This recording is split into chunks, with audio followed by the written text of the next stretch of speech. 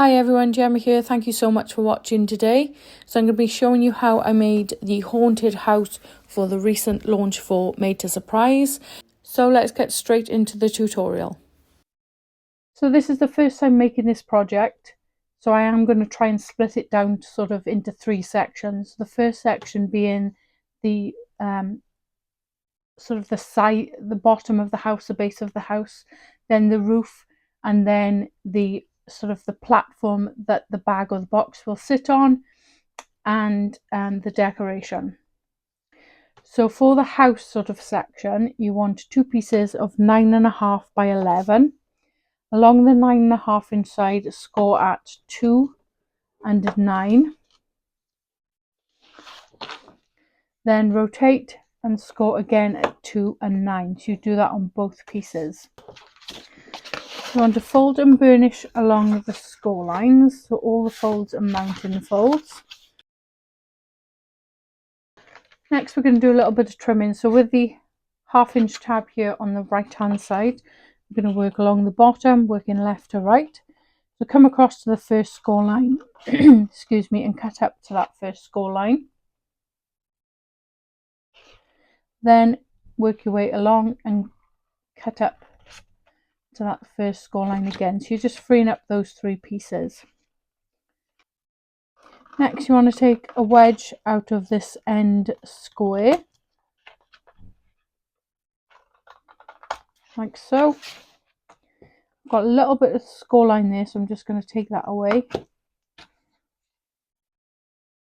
And then we want to remove this piece, so I'm just going to rotate and just take a wedge at the same time on that section.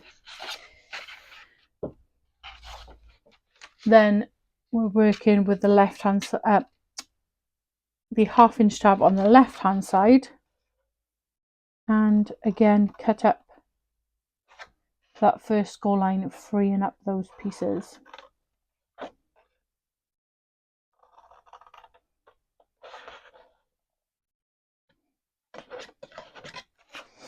And then just rotate and remove this end one. You can take a wedge at the same time.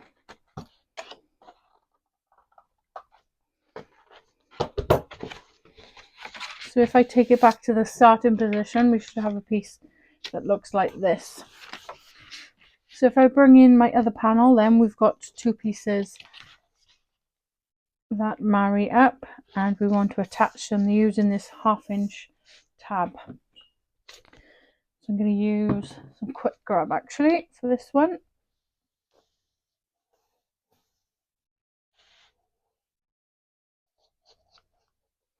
Just make sure that the bottom score lines marry up. Make sure you've got a nice sort of square base.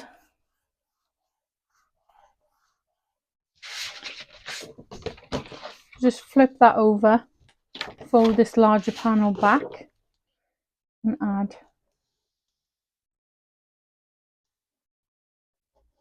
more glue along this tab. Just fold this side over and everything should marry up.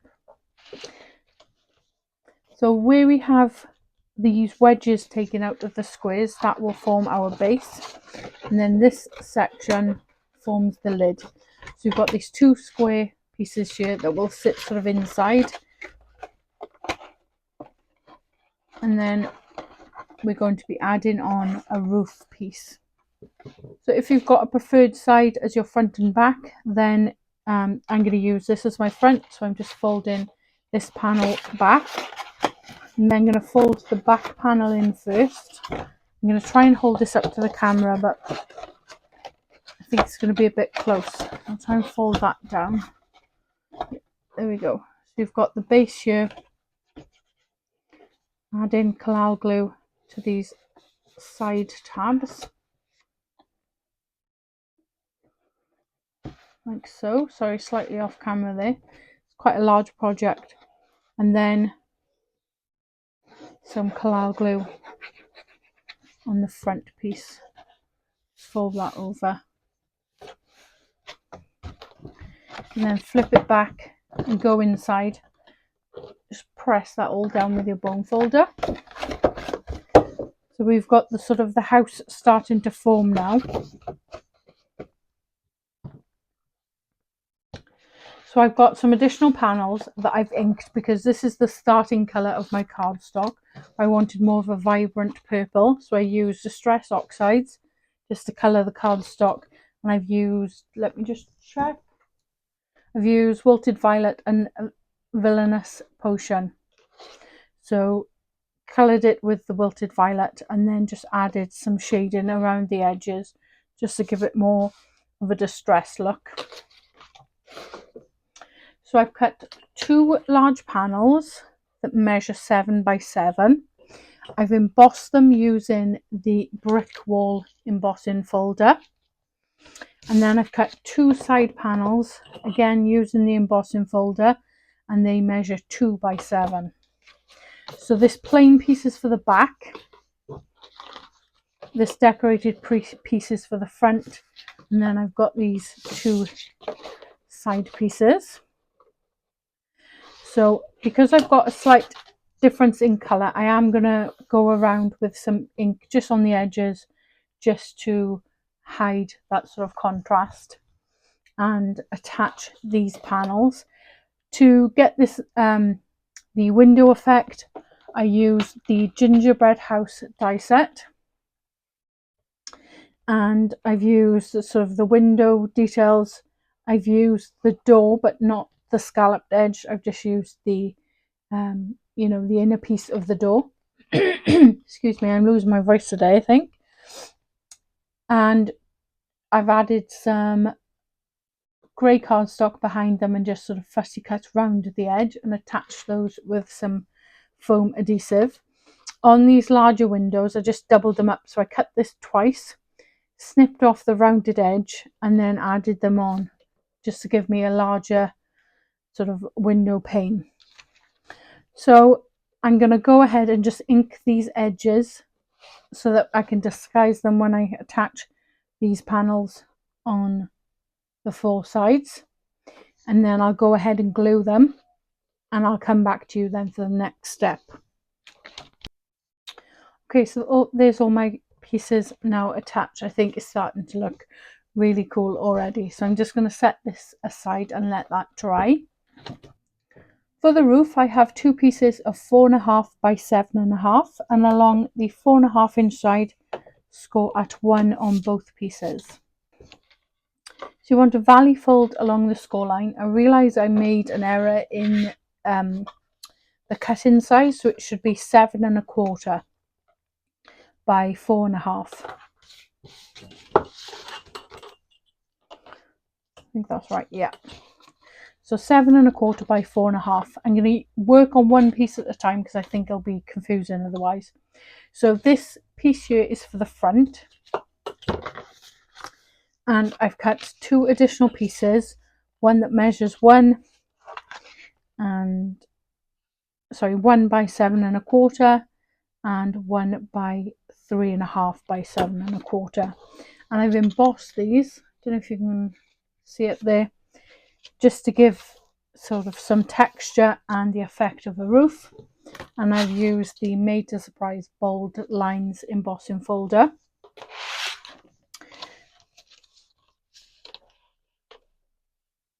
So I just cut additional panels just to add some strength, and I didn't want it sort of to interfere with that score line. So all I'm going to do is attach these 2 panels together and set those to one side. It's got a slight excuse me, seem to have a can't even speak, a frog in my throat today. Just a slight overhang there, so I'm just going to trim that down so that both pieces marry up. So I'm going to set that to one side, let that dry, and work on the other piece. So this is the back section. I'm going to be using the Turn and Reveal mechanism die. So the idea is to have some bats in the sky behind the house, and you can use the mechanism then to make them sort of fly. So there'll be constantly on display, but then you can sort of move it so it looks like they're flying above. So I've cut myself an additional piece of 3.5 by 7.25. I've used this die here to cut the aperture into this panel. I've used this die and I put it in acetate, and then this die twice in acetate, and the brad piece and the arrow. So I've got my acetate arm here, so I've got 3 pieces.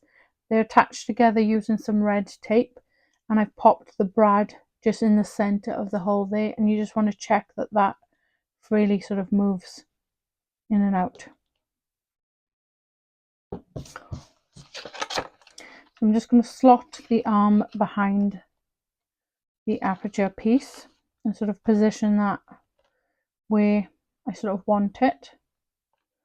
I want it slightly off to the right, and I'm going to pop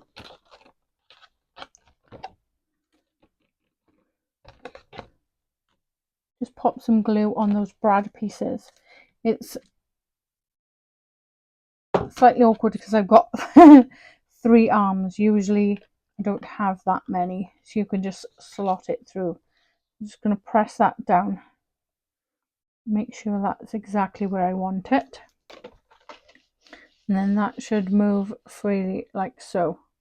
So I'm going to bring back my scoreboard because we are dealing with this sort of section of the roof, so I'll need to score on the acetate. I'm just going to place it in the position, this sort of starting position. I'm going to line this up to a track within the scoreboard, and then just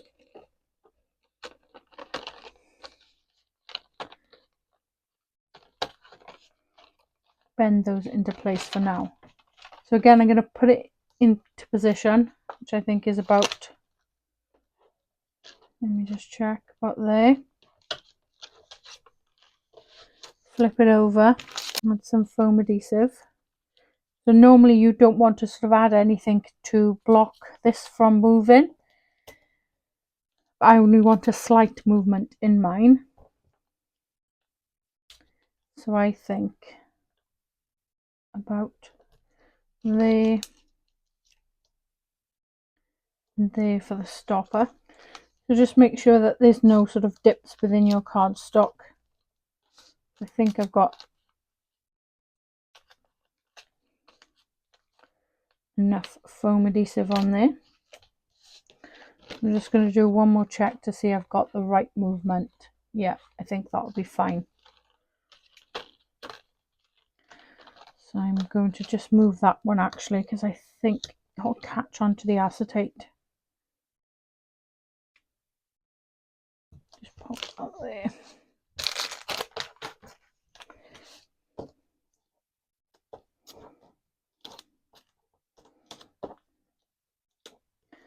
You want to remove the backing from your foam adhesive and then line this up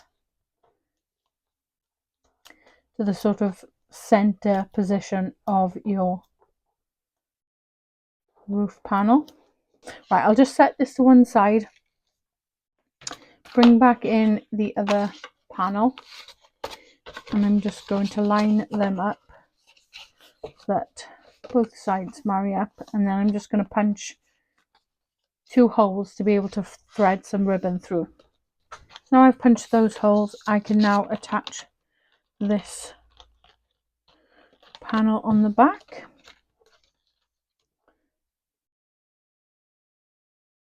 So I'm going to line up the bottom edge. I think I'll just add some wet glue to just help me position that.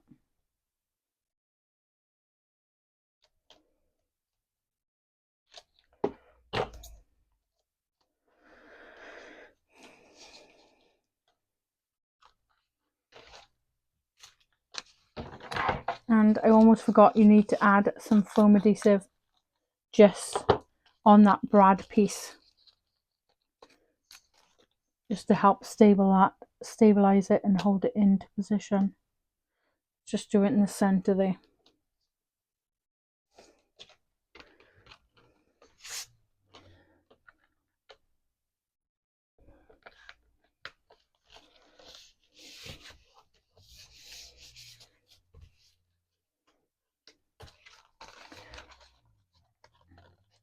So the roof should sit like this, and then we've got this wiggle room then for the bats. So I am going to flip this over because I want the bats to show on the front. And I've got all these sort of die cut pieces. These are from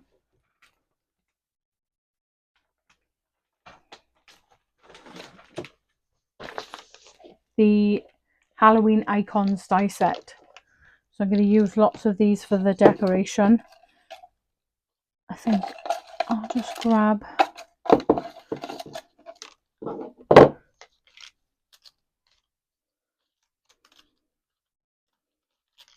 these 3 bats. I want the largest one in the middle.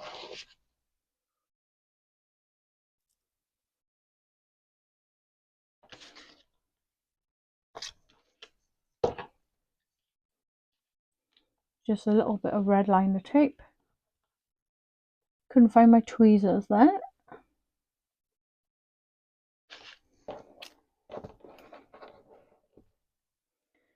I'm going to add a little bit of shape on this.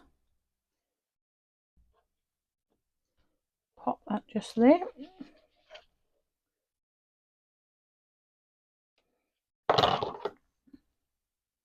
And then the same again for these 2 remaining arms. Just add those smaller bats. So then we've got them sort of moving. Yay! Oh yeah, I think I am losing my voice. Bit squeaky there then. Okay. Just clear the decks a second. Bringing back in my base, I'm going to use these 2 larger tabs to attach the roof. So I'm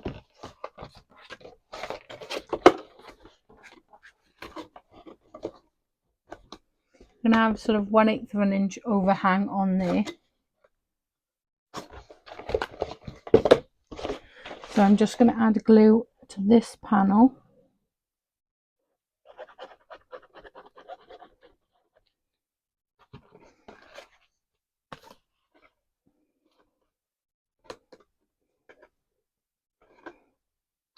Place that down sort of slightly overhanging on the edge.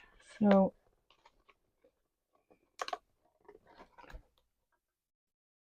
just about there. And then just check that I've got that sort of centre on the back. Hopefully you can see that a bit better now.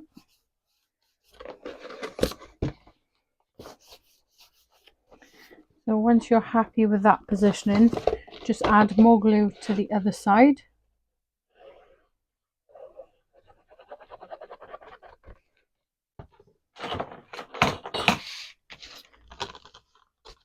And line this up with the other end. So this will attach together with some ribbon, and then if I can just show you that that will move like so. I think it looks so fun. So I'm going to grab some ribbon and just thread that through and attach it together, and then we're going to work on the sort of the platform that it sits on. So there's the ribbon now added. Hopefully you can see that okay. And now we're going to work on the base, as I said.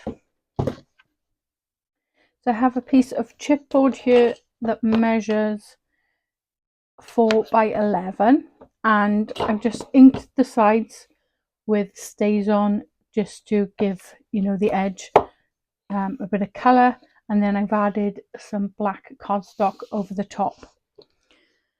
I've used the Twist and Pop 6x6 Garden Delights die set. So this is quite an older set.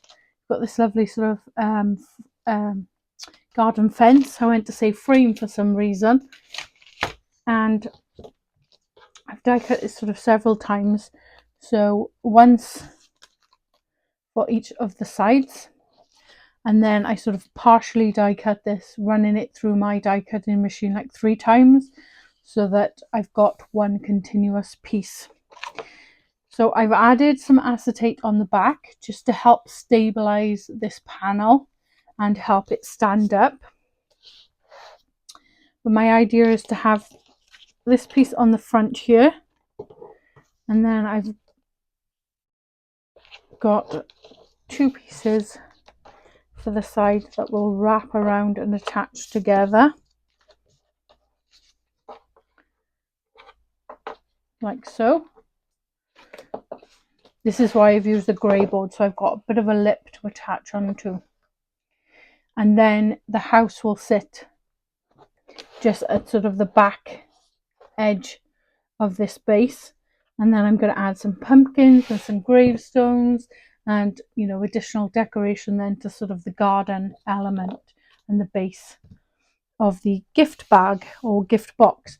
I've made this quite slim because I wanted to use this particular colour cardstock, but if you've got 12 by 12 you could increase the size, maybe add some velcro rather than the ribbon, and this could be sort of a display piece for all your trick-or-treat candy.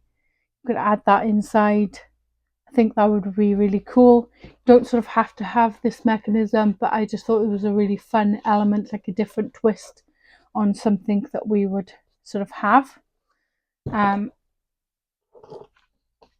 Again, it doesn't have to be Halloween themed. You could change the theme of that to something else. So lots of sort of options to go with it. So I'm going to attach the largest piece on the front. I'm just going to add glue along here. I'm using quick grab glue. I'm going to place it back down on my desk and then just put this right up to the edge and press against it so I know that I've got a flat base. Just going to turn it to the side.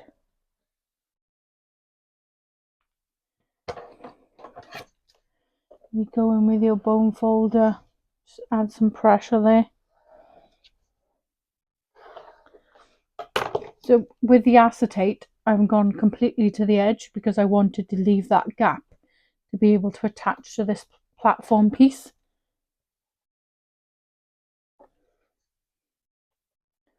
A little bit of glue there, so just going to take that away.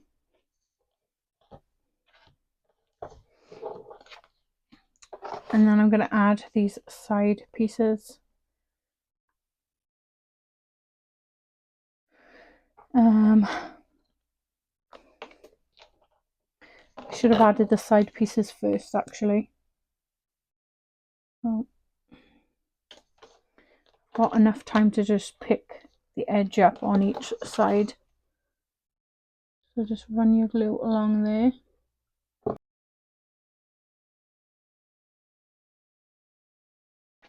I think I'm going to do the same again for the back piece, but what I'll do is cut a piece and attach it to the back of the house and this at the same time. So I'll do that bit off camera. So I'm going to add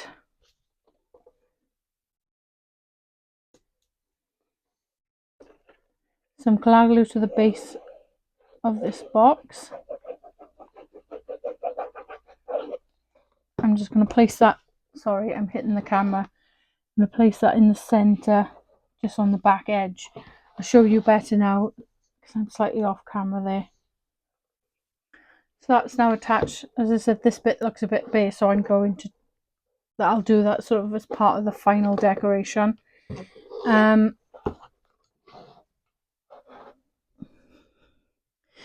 I'll probably do the rest off camera as well. So as I said, I've got all these sort of elements prepared. So I've got, pumpkins. I've inked them to give a bit of, colour contrast on them. I've got gravestones, more bats,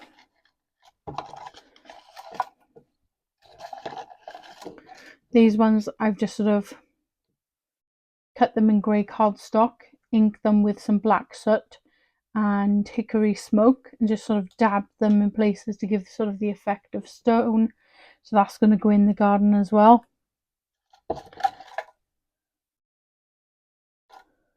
Yeah, I think it's going to turn out really good. So when you die cut these, you've got sort of these aperture pieces.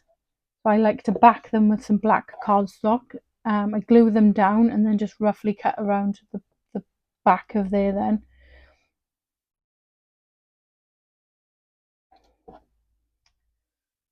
So I'll come back to you once everything is attached. I've added the fence on the back and then all of these elements. And I think I'm going to add a sentiment as well, just to the roof to say, you know, Happy Halloween or something similar. So here's the final project. I've had to insert a photograph here just because it's too large to fit on camera. I'm going to give you a little close-up of the extra detail shortly. Please excuse the dodgy camera work. So I'm going to do a little close-up of the graveyard so you can see all the garden area. So you've got all the gravestones, you've got the pumpkins. So I just sort of popped them up using 2-inch cardstock, and I scored it every half an inch to give me sort of a square just to stabilize those pieces. Then I've got the witching you a happy Halloween, and I've added the witch to the roof there. You can see those bats flying. I just think it turned out absolutely brilliantly, and yeah, I'm really pleased with it. I hope you've enjoyed today's video from me. If you have, please give me a big thumbs up. And if you're not a subscriber, maybe you'd consider subscribing to the channel. Any products that are available will be listed in the description box below. Once again, thank you so much for watching. Hope you have a lovely crafty day, and I'll see you in the next one.